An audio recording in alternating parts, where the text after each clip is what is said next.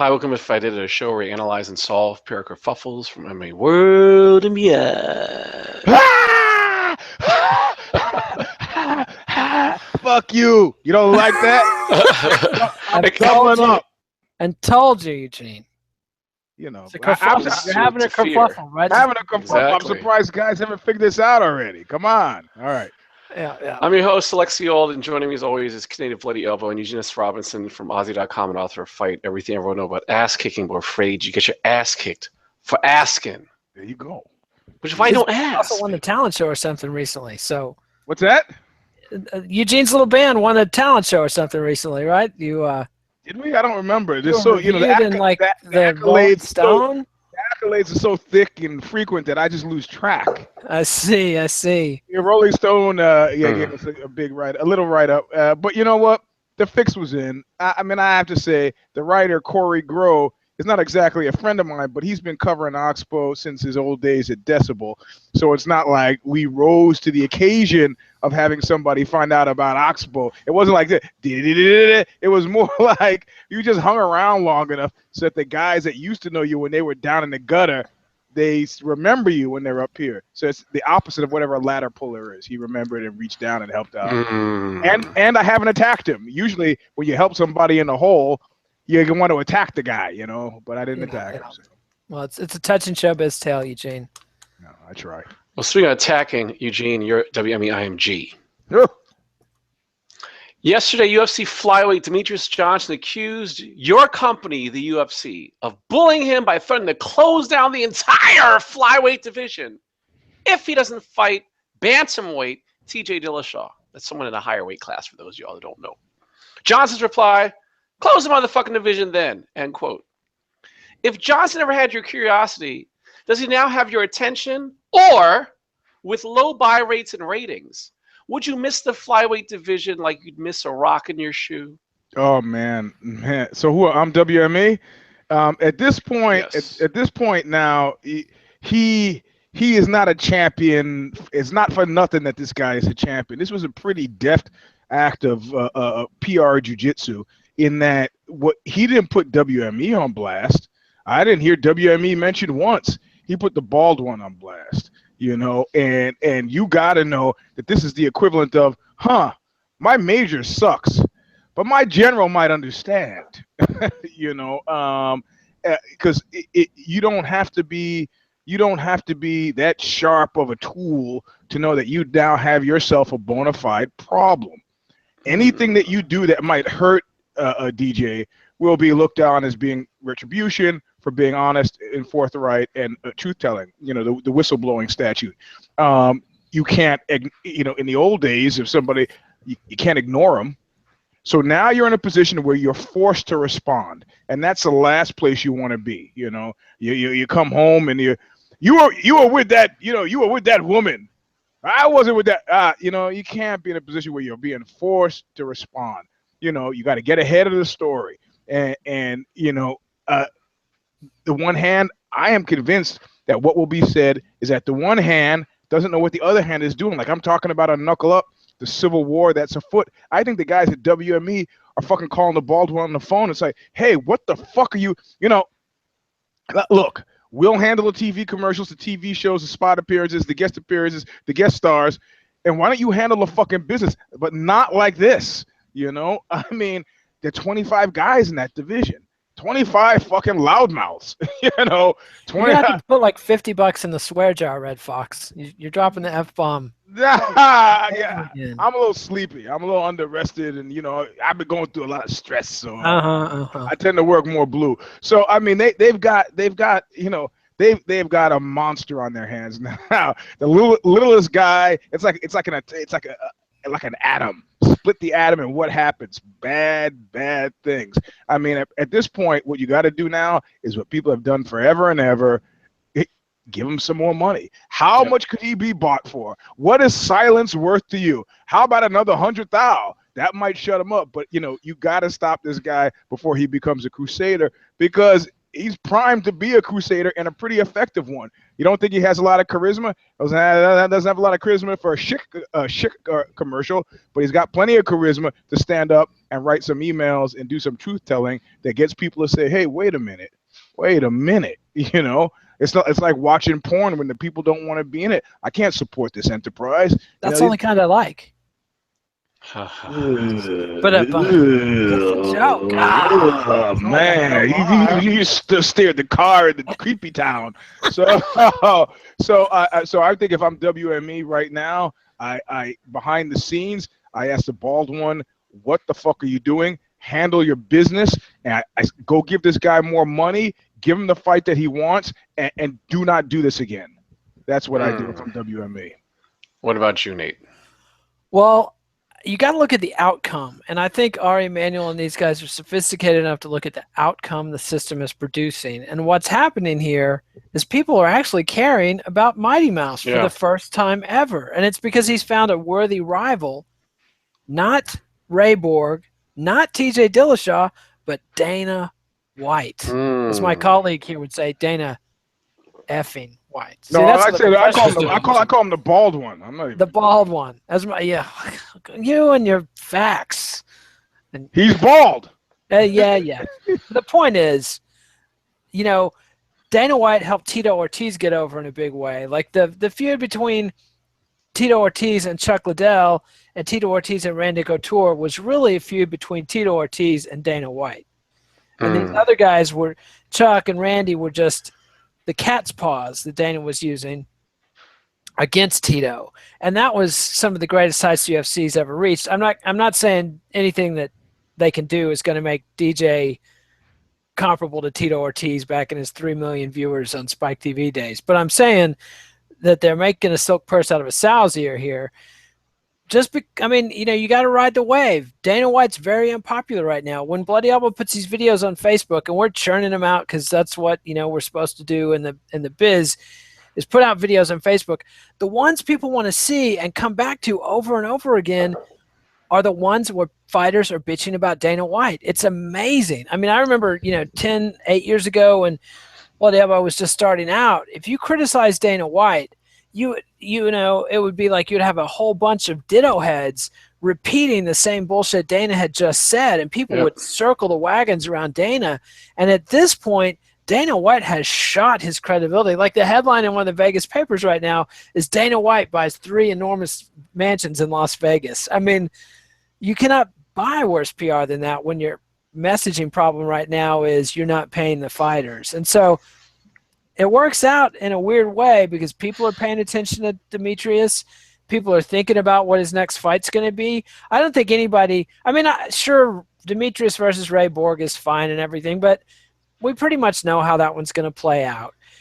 And Demetrius versus TJ has some sexy to it. So EUGENE'S right. Pay the man.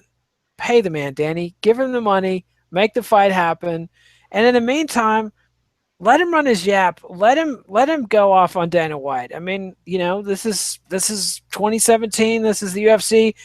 Any attention is good attention. If fans are paying attention to your fighters, that's good, even if it comes at the cost of fans paying attention to fighters bagging on your boss. I think it's going to be interesting to see what happens with this whole narrative between DJ and Dana also, because it's one thing to have the whole storyline of the disgruntled worker. I can't say employee, the disgruntled worker fighting against and raging against the boss, right? But it's one thing to have a disgruntled employee that's kind of like, this funky, crazy kind of guy, and like, this loud mouth, like a Stone Cold Steve Austin, if you want to borrow from like what they did in WWE, which made them a lot of money, which is, fighting against the boss.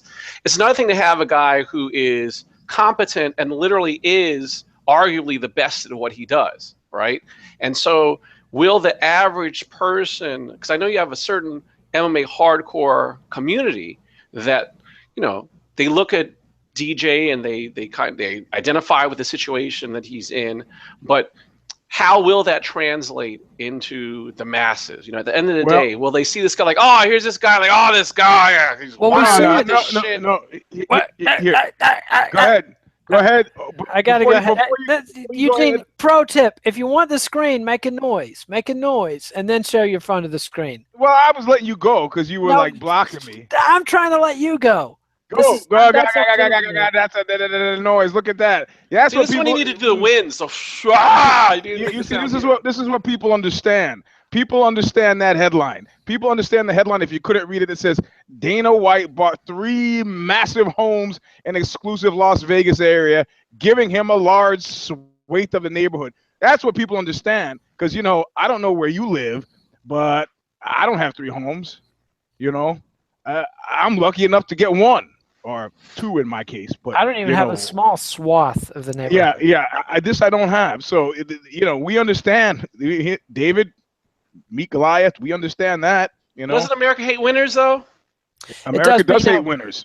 We've been through this situation, variations of Dana White versus the hardworking Golden Boy twice before. The first time was when UFC 151 was canceled, and the then young Christian athlete John Jones was thrown in the grease. Now, this is before the DWIs and the car wrecks and everything. John Jones had a clean slate and a squeaky clean image and was just as talented as all get out, and was a fan favorite. And Dana White threw him in the grease mercilessly. And that, to me, was the fulcrum. That was the real turning point for Dana White's PR. And then you had him turn on GSP after the Johnny Hendricks fight. Mm-hmm. And that one, another case where GSP, unlike John Jones, was not a hypocrite, was not a Potemkin village. Seems to be the real deal. I mean, there's no scandals that have attached themselves to GSP's name, and he's already had a great career and is looking at, a little retirement cherry on top.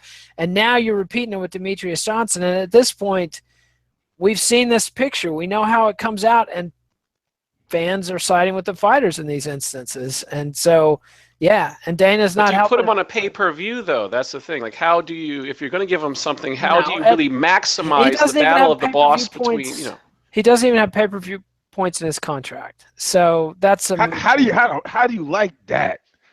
Shit. Yeah. God. I mean, well, it's crazy too, because he was like, "Oh, we asked for the negotiation for the new contract. They said no, and now we're losing Alexi. Yes. You froze there, Alexi. Repeat. I'm just saying that brilliance. I'm saying that when he mentioned in on the MMA Hour with Ariel Helwani that he tried to negotiate 4 points when his contract was up, and they were like no, and he signed the contract anyway. So I mean, at the end of the day, there's this hope. But I guess to a certain degree, it does tap into a certain dynamic that almost everyone can relate to, which is you're getting screwed over by your boss. You're promised something. Oh, if you do X, Y, and Z, this is what you're going to get. Oh, here's another carrot. Oh, just do this. Oh, no, we're going to take care of you. You never get taken care of. I mean, the fact that you said that every fighter, every champion got a car. And they're like, oh, man, so what kind of car are you getting? It's like, what car? It's like, you won the championship. Like, Dana gets a car to everyone that wins a championship. He never got his fucking car. This is a little slice like that.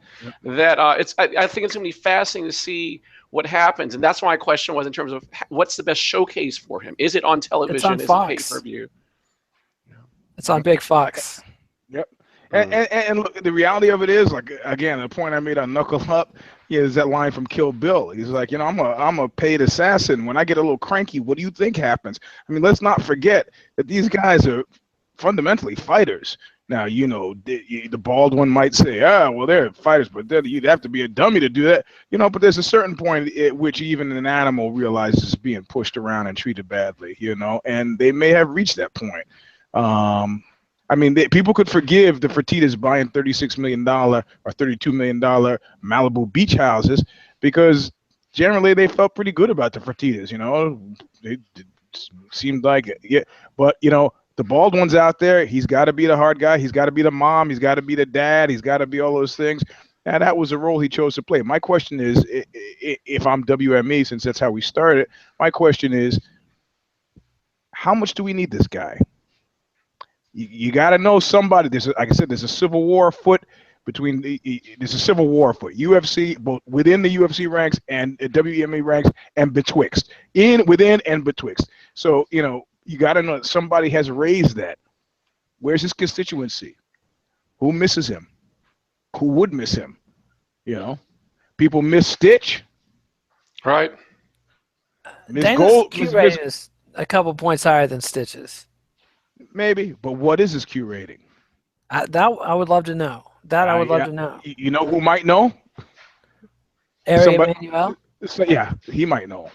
So you sure you don't think that Dana White is actually watch this space carefully? I mean, he doesn't care. He's got the 300 mil. He's probably got some kind of performance thing tied in, but if you stick that finger up in the air and watch which way the wind blows, It'll be interesting because I do wonder how much of Dana's guff when it comes to DJ is reflective of how WME-IMG views DJ. Is it a guy they didn't really care about? I don't think these things are necessarily connected, man. At this point in time, like I said, you have the alphas and you've got the zetas, and you know what a major dropout on Knuckle Up. I must have been too scared to remember when I was talking about the beta class. I was just thinking about administrative. You do realize all those fighters are all betas.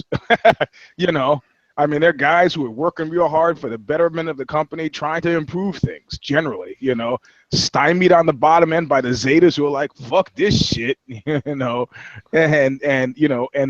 Zeta is the 6th letter in the Greek alphabet. Omega is the one you're looking for. And not really. I wanted to say the letter C because I like the close grouping.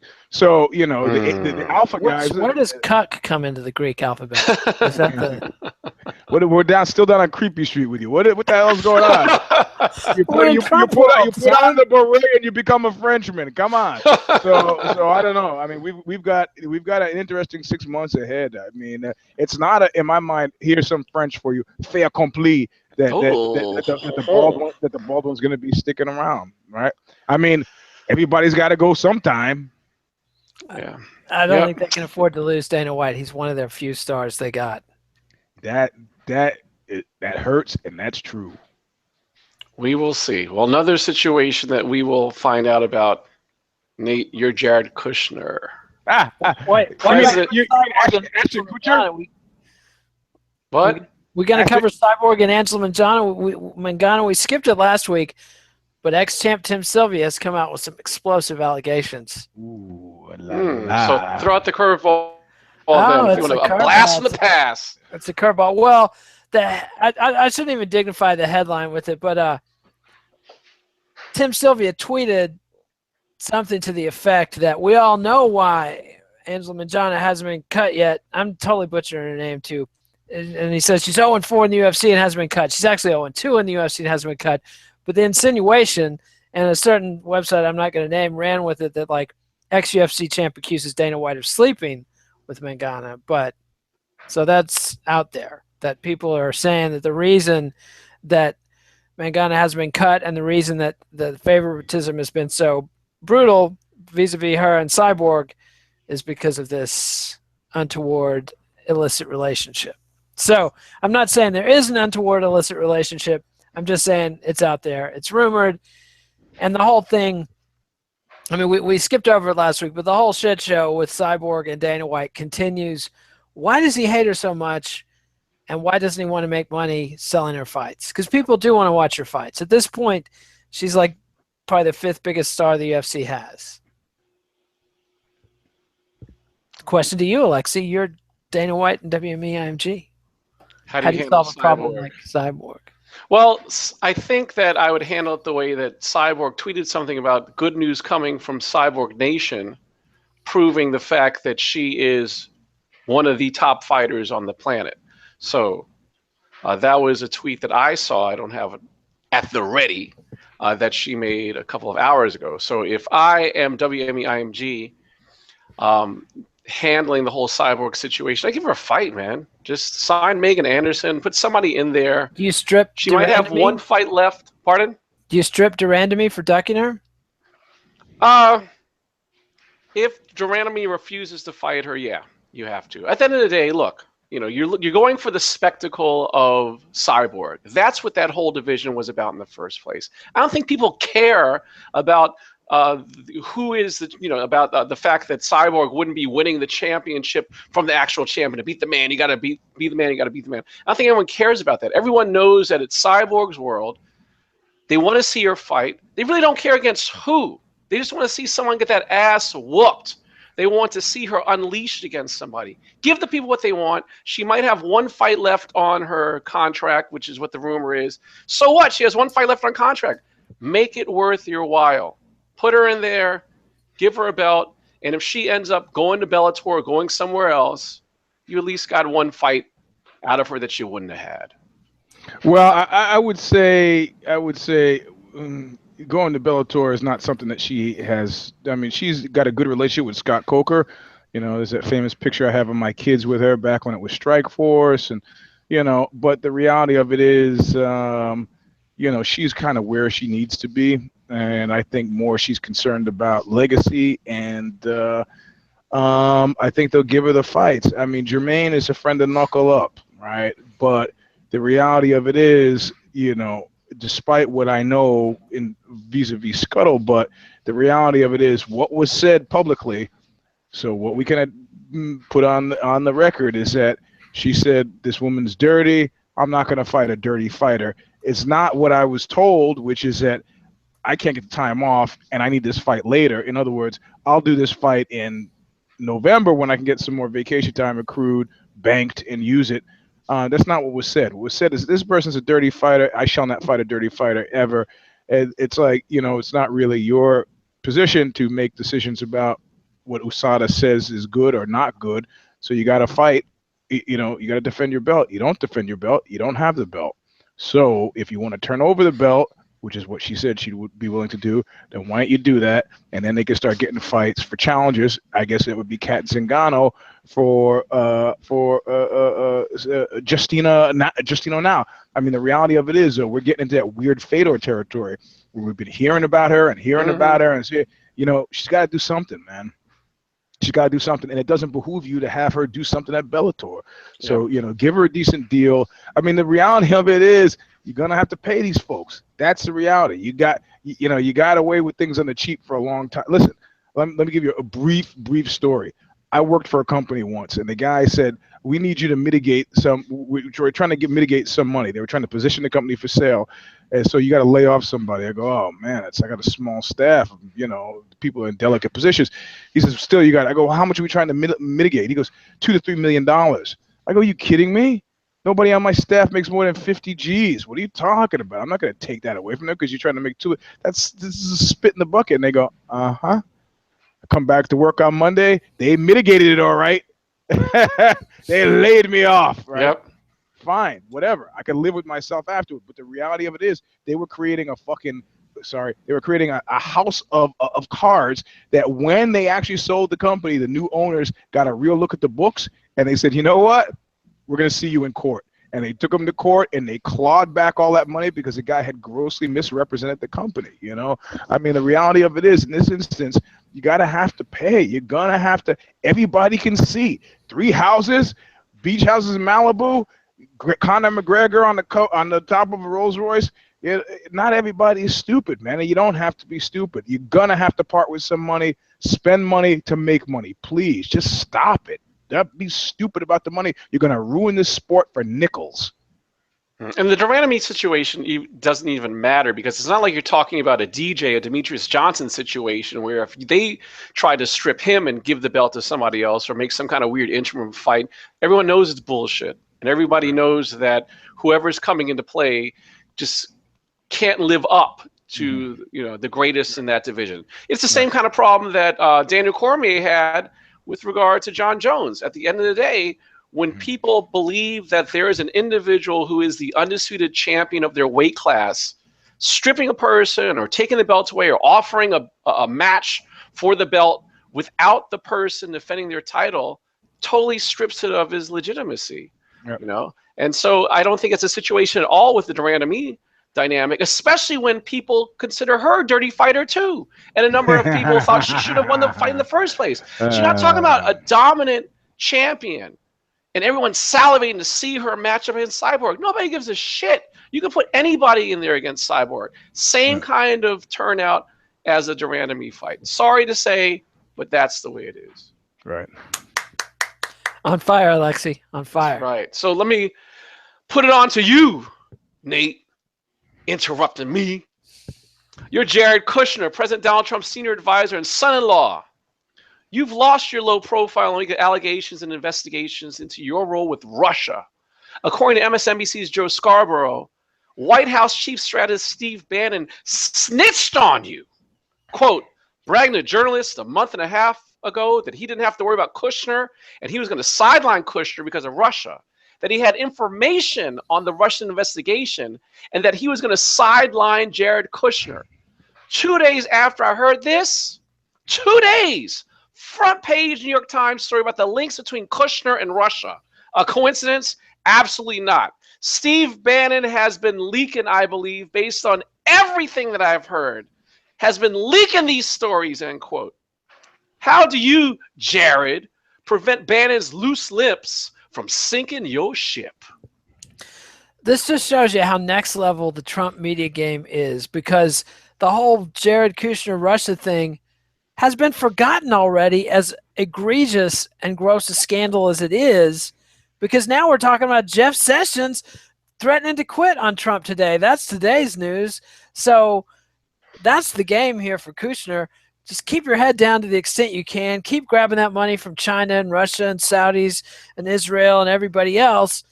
Keep your head down, because another clusterfuck is coming down the pike before you can even count to 3. And now, is Sessions going to resign? Is Sessions just threatening? Is Trump going to fold and give Sessions even more power? That's the question today. And then, yes, you just can't even keep up. Trump's going to live tweet the Comey hearings. This stuff, this is like what it's like to have schizophrenia, I'm pretty sure. Like, we as a nation are now getting to experience the dizzying super reality of somebody who's afflicted with the dread disease schizophrenia, because the Trump administration just keeps the shiny balls coming. It's like those pictures of cats you see that schizophrenic kids draw, where they've got outline of hazy things. It's like when you get a migraine headache and you start seeing halos around everything. The American people, the people of the world, we're seeing halos around everything that our presidency does, and it's scary. Because Trump's shiny balls are on top of us.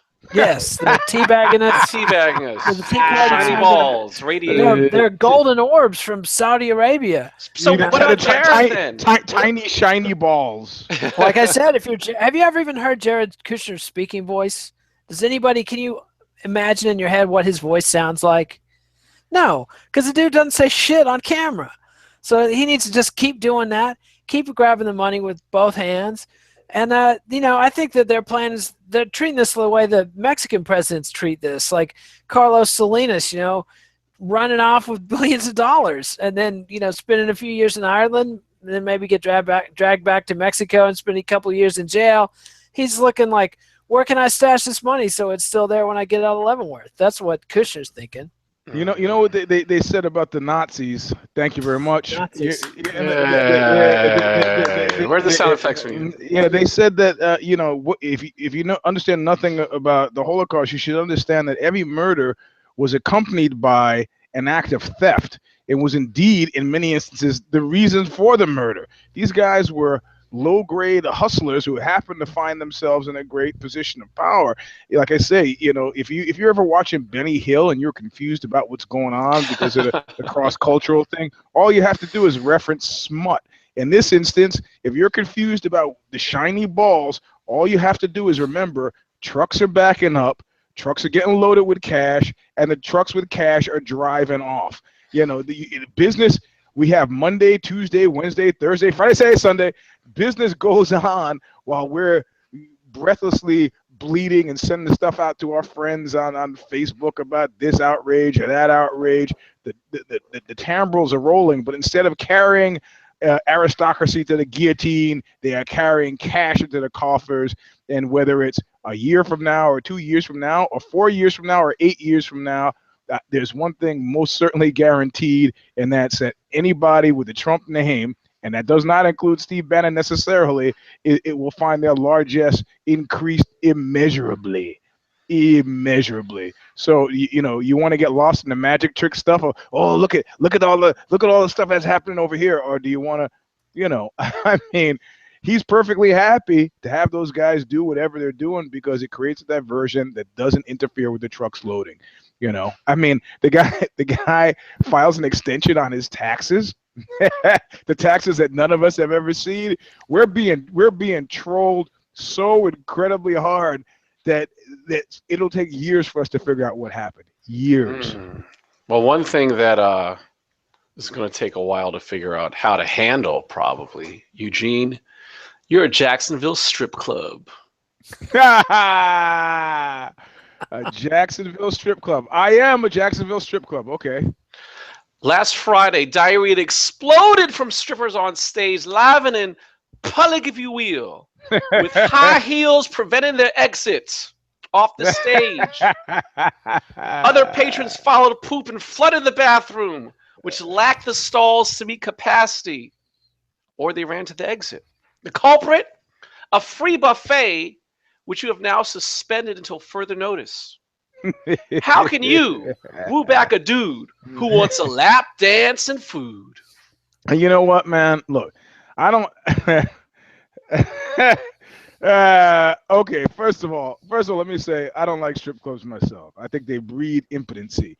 In my mind, if you want sex, you go to a house of prostitution. You're sitting there, it's like, here's some sex. Nah, you're gonna take it away. Here's some sex. Nah, you're gonna take it away. I mean, I don't understand why you would go to a strip club, but I'm not 15 anymore, which is the last time I voluntarily went into a strip club. So what do I know? But I did at one point in Vancouver before a band show. I get some food. They go, that strip club over there. Go, that. And so I'm eating. So it was when I used to eat meat. I'm eating this chicken and enjoying the strippers dancing. And she's looking at me and she's angry that I'm not looking. It's like, I felt like saying, I'm starving. This is food. I've seen naked women.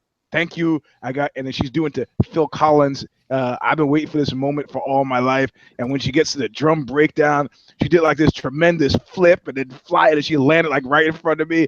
I was like, that was pretty good. You got it on the drum break. And I clapped, and then I went back to my food. So in general, I'm either eating or I'm watching naked women. And if I'm watching naked women, these are probably naked women I intend to have sex with, not some stranger naked women who are trying to fleece me of my cash.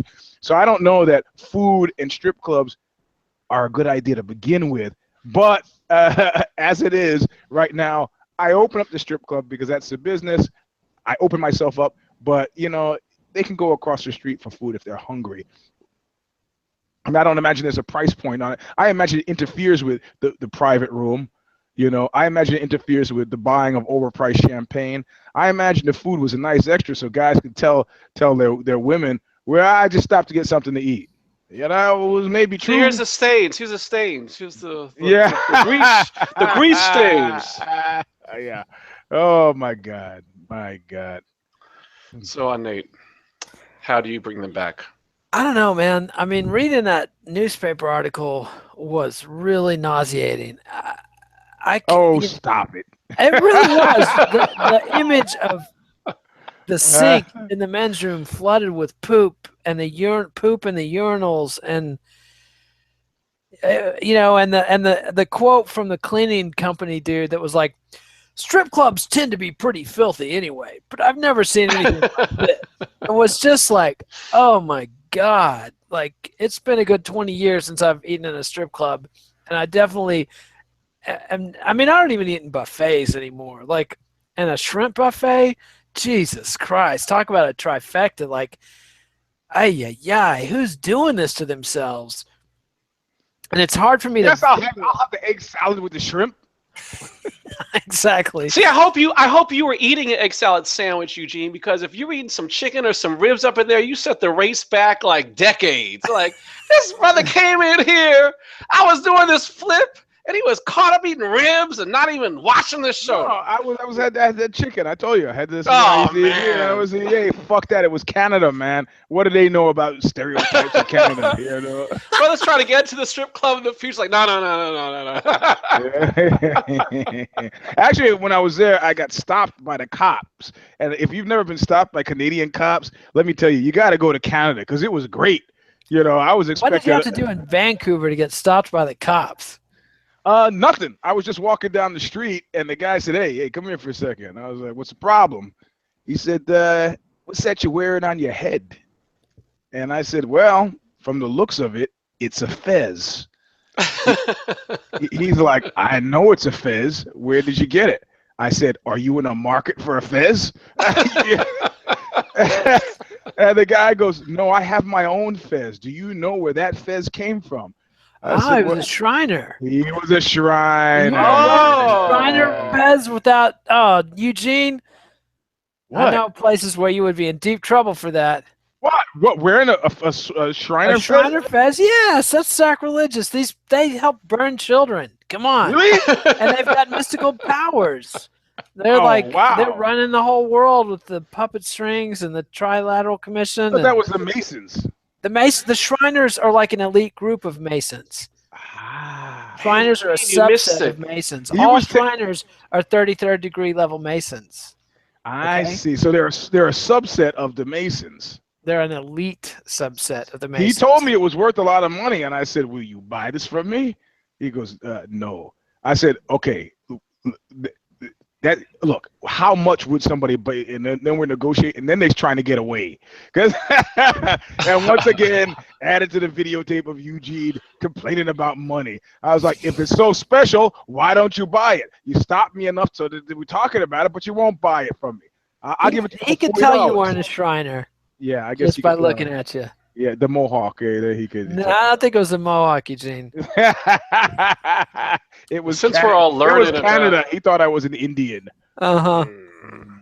Nate, what can Kathy Griffin learn from MMA in the wake of decapitating her career by posing with the bloodied, severed head of U.S. President Donald Trump? What career? That's the thing. Yeah, that's why I was laughing. When I heard CNN fired Kathy Griffin, and I was like, Kathy Griffin's an anchor on CNN? Man, both of those. Once a year. I found out later she hosted a New Year's Eve show, and then I'm like, who watches a New Year's Eve show on CNN? Like, I thought for a minute, though, she was like a news anchor. And so I had this vision in my head of like, wow, CNN and Kathy Griffin have both reached new lows. Kathy Griffin is like a panelist on one of those terrible talking head shows they do. So, yeah, I don't think Kathy Griffin, what can Kathy Griffin learn from MMA? Kathy Griffin was probably a better looking Sandra Bernhard, right? No, Sandra Bernhard there was a frisson to Sandra Bernhard. She was more like, genuine and seriously transgressive. There was something weird about Sandra Bernhard that was intense and charming. She's a lot like that. What's the guy she's a cheesier Sarah Silverman. How about that? Oh, man. No. Really? Kathy Griffin is way older than Sarah Silverman. She's like a whole generation of comics, 2 generations older She's than funnier Sarah than Elaine Boozler. Hey, Elaine Boozler was a pioneer. Oh, come on. She's 2 generations later than Elaine Boozler. She's like Paula Poundstone. She's like an edgier Paula Poundstone. Yeah. That's good. That's good. I'll buy that. I'll buy it. That's it. That's it. That's more right. But what can she learn from MMA? Now I want to talk about that fat chick that's always on the Friars Club roasts. And her jokes are all about how she wants Lisa Lampanelli? Yeah, Lisa Lampanelli. I think she needs to start stealing Lisa Lampanelli's jokes. That's what she needs to remake herself as Lisa Lampanelli. How would Lisa Lampanelli lost a bunch of weight. Does she still talk about how she likes black guys? Not since she lost the weight because they stopped noticing her. Oh, but I'm pumped. You guys are like 2 Bill Maher's here with all the stereotypes. I've seen black guys with skinny white girls. Yeah, I'm married to one. But you're practically a white guy. Listen to your band. Your band is like art jazz. How many black people listen to that? They call us tap out, change camps. They call us Baroque pop now. Baroque pop. Yeah, and the way I first heard that was broke. That's what I thought too. Yeah, I'm Baroque, all right. Yeah, not Baroque, not Baroque. I think that your changing camps idea is the right thing. She needs to change camp. She needs to go. What would she be at? CNN would be American Top Team, maybe. And now she needs to go to Jackson Wink. And change weight classes too. You talking about Lisa Lampanelli thing? No, I'm talking about Griffin. Kathy Griffin. What can she learn? No, but he's saying she also switch weight classes. Oh, switch weight. I don't think I could handle a fat Kathy Griffin. So. I think she needs to just go full on. Fight Cyborg. And just do a heel turn and just become the most hated. Like if Don Rickles is dead now, she should try to go for the mantle. Just I'm surprised that there's not been like a female. I could be wrong. Has there not been a female insult comedian?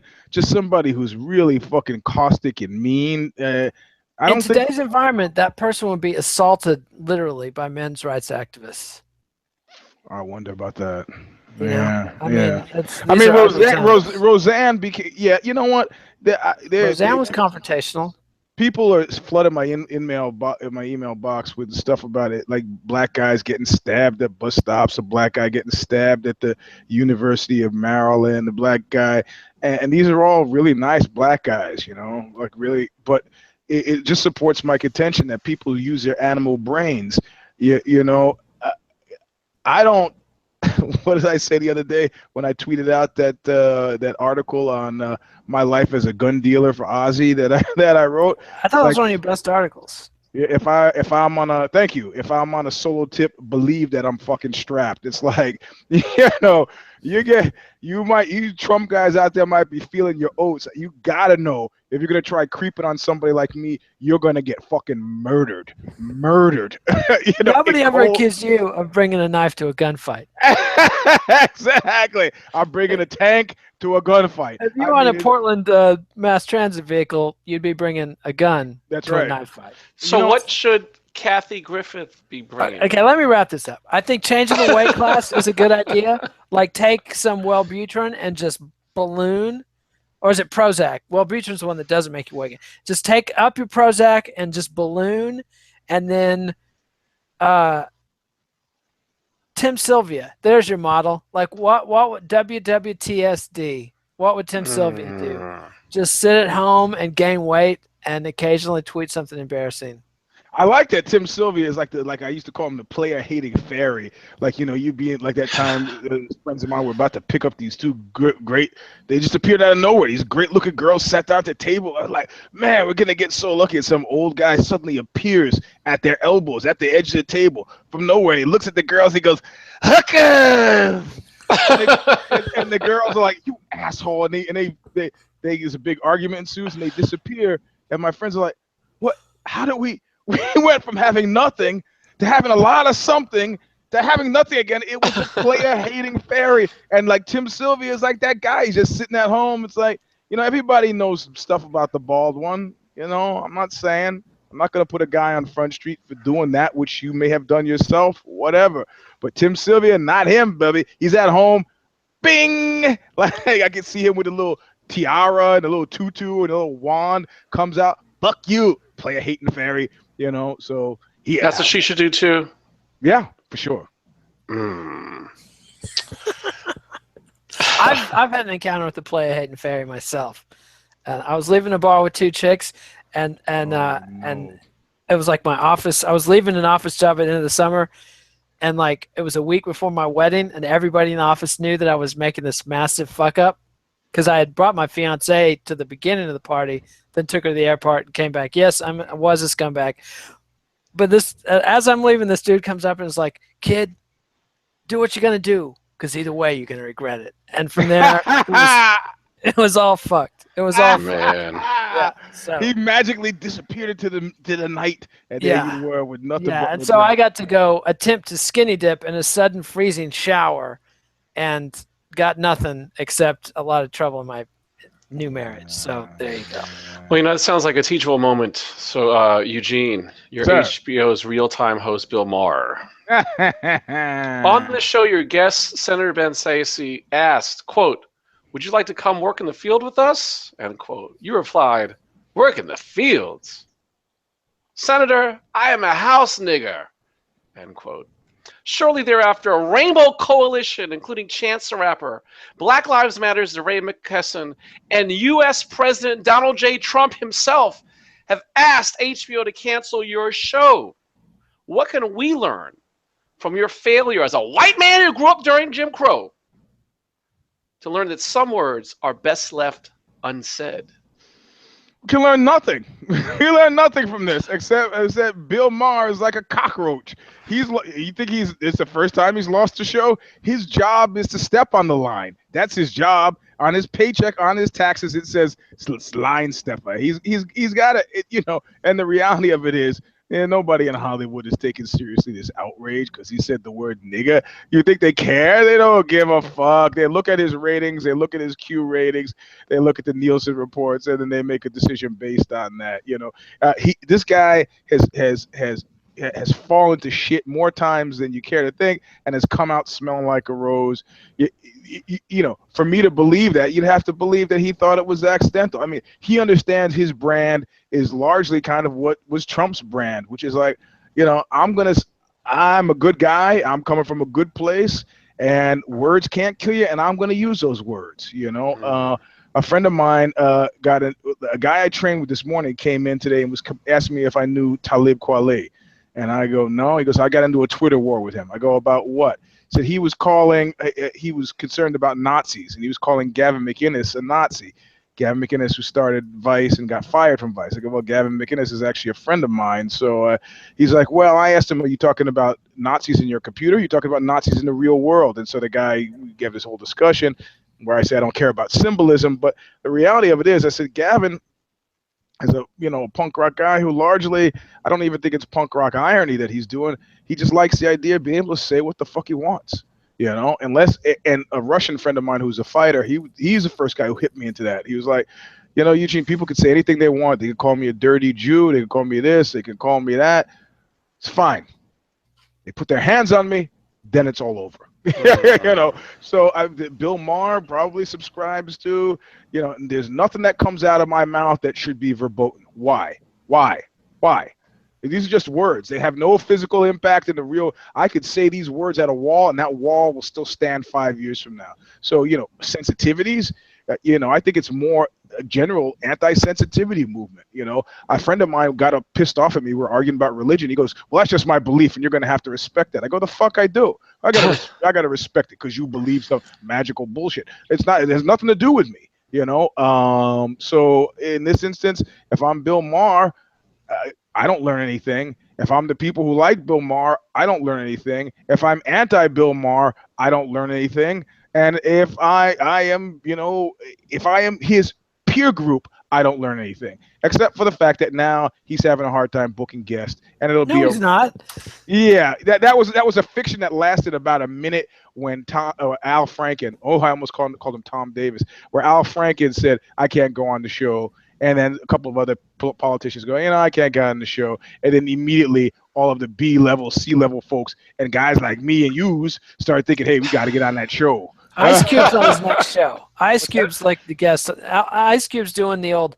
Remember when whenever a rock star would doing something homophobic, and the next thing you knew, they were doing a duet with Elton John. And it's like Al Sharpton used to specialize in this. Jesse Jackson too. Like whenever somebody would say, like when Jimmy the Greek had his infamous moment about how black people were bred to be better athletes and everything, he spent several tearful days in front of the cameras with holding hands with Jesse Jackson and crying together. But Ice Cube did this before though, when Guns N' Roses had 1 in a Million and talk about niggers.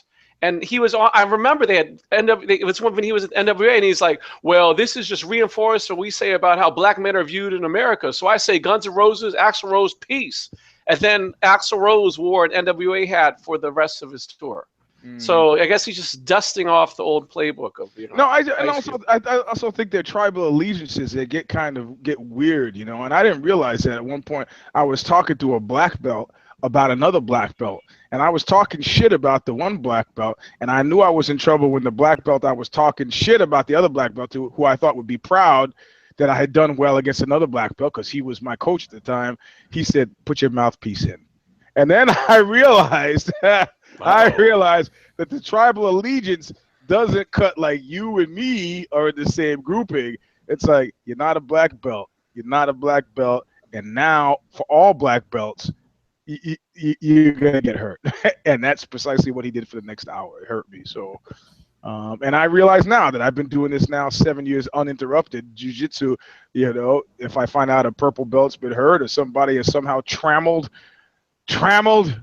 the purple belt class, I go, hey, let's you roll with me. What do you think, Nate?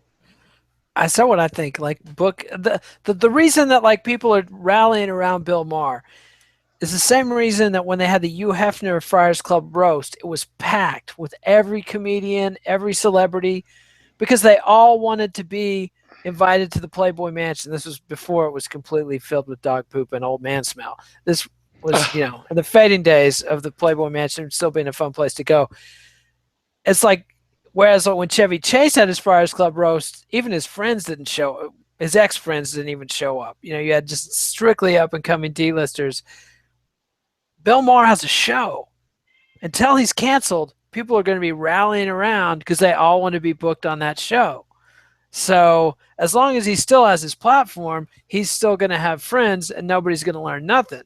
If HBO blinks, or if there's some other reason for them to cut him, then you will find Bill Maher has many fewer friends than you thought. And also, this joke was tasteless, and it was ill-advised of him to use that word that I am not allowed to use because, unlike you twos, I'm melanin deprived.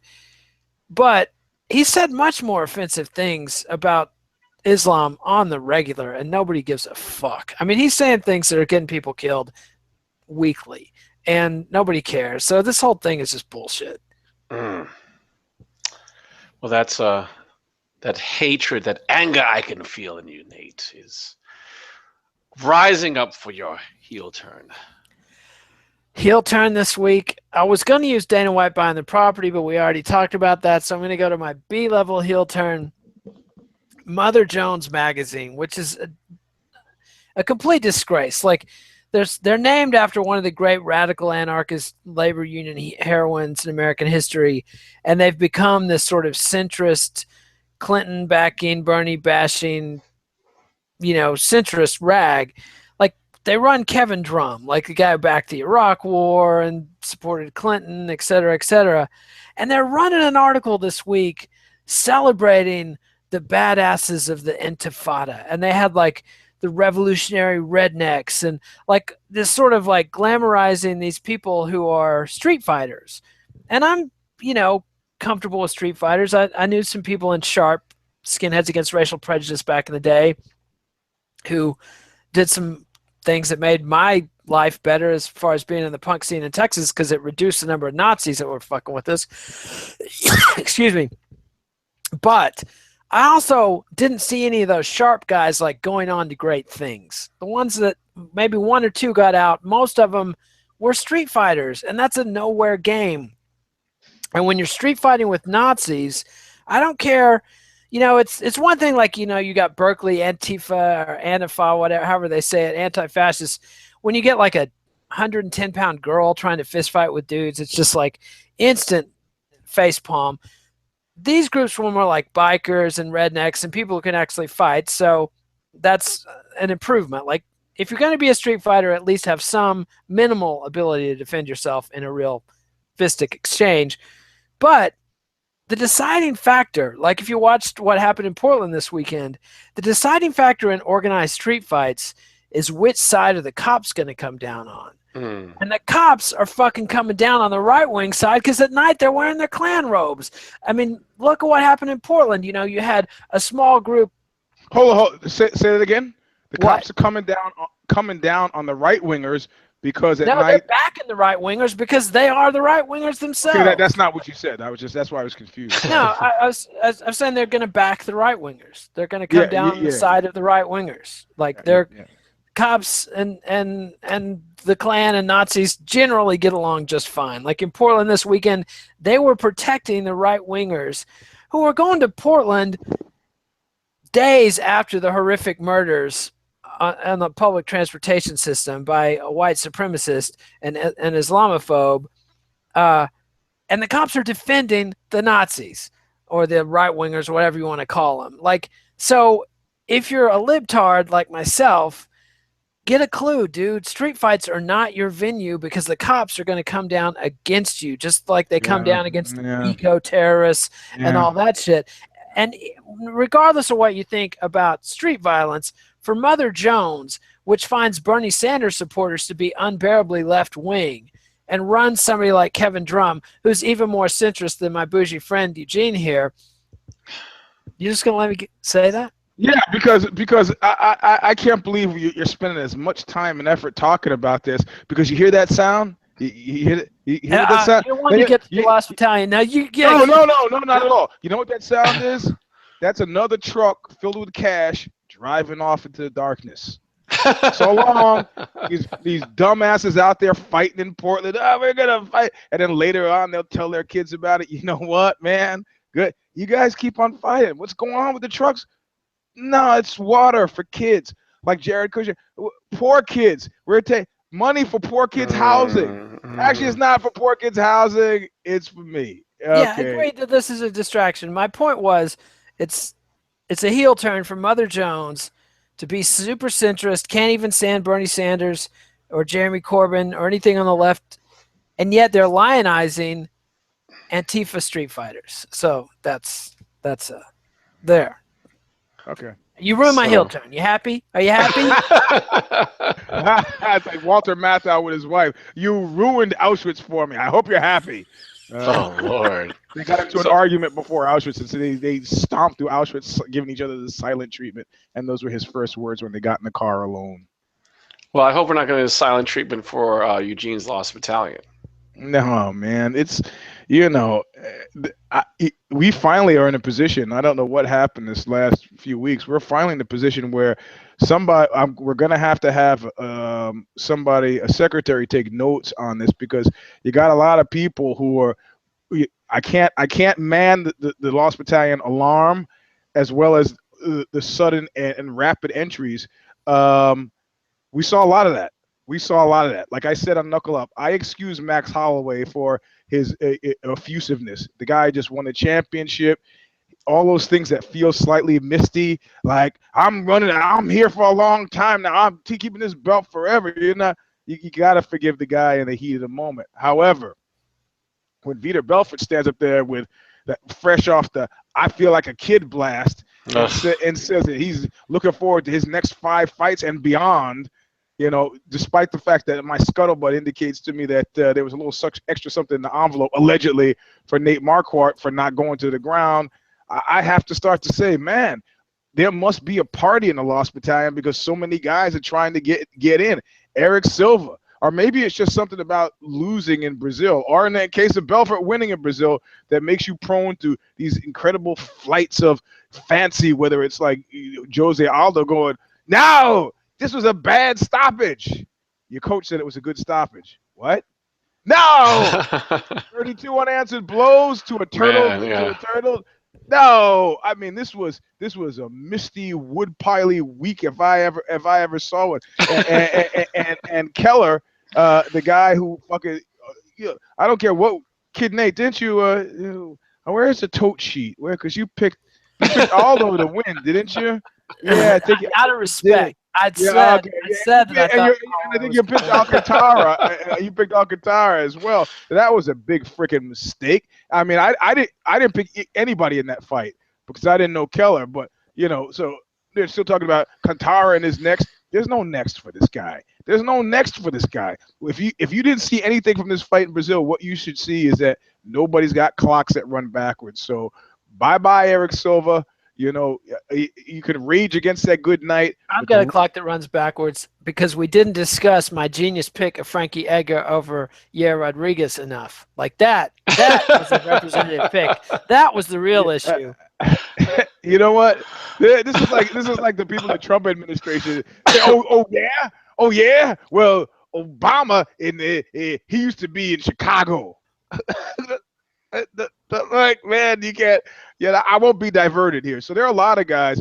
I said Eric Silva. Eric Silva has always been there. I haven't known how deep he was there until he starts saying stuff like he said post fight. And next, there's no tomorrow for you, sir. There is no tomorrow. So unfortunately, a lot of the entries are Brazilian. From this last fight, there were a lot of stuff that was said. Strangely enough, losing is not always an indication that you're going to go into the Lost Battalion. Somebody was saying, "Oh, they're going to cut him. They're going to cut him. They're going to cut who? Who are they talking about? Bambosi? Fuck no! That guy was the most entertaining round and a half I've seen in a long time. I love that. The big King Kong double-fisted things. It was like that cat in one of the first early UFCs. Kid, Nate, you always know his name. The guy in the gi who came out with just a flurry of flying elbows and John knees. Hess Yes, yeah, that guy. You know, and eye gouges. everything. It was just, I'm gonna make my body an atomic bomb. That was pretty phenomenal. He only had a couple of fights, but that was worth seeing. So, but these other guys, I don't know what to tell you. I really don't know what to tell you. And now that there's this whole Chuck and Tito thing, it's like, yo, bro, you see that thing next to you? No, on the other side. It's a cord of wood. No, you can't see it because of the mist, but take my word, it's there. Tito at least has a little bit of understanding that he's in the mist. I don't know what Chuck is thinking, man. I could be wrong. He wants to fight Fedor.